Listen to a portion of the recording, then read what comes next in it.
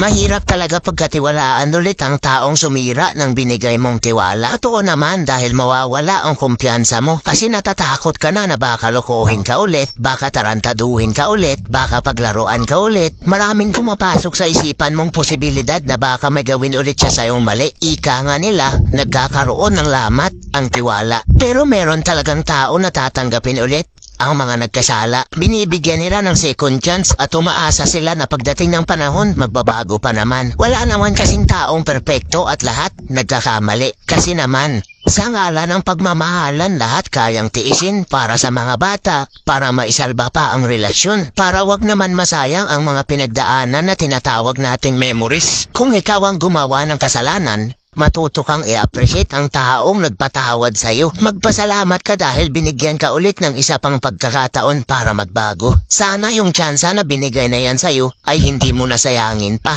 At pangatawanan mo na magbabago ka ulit.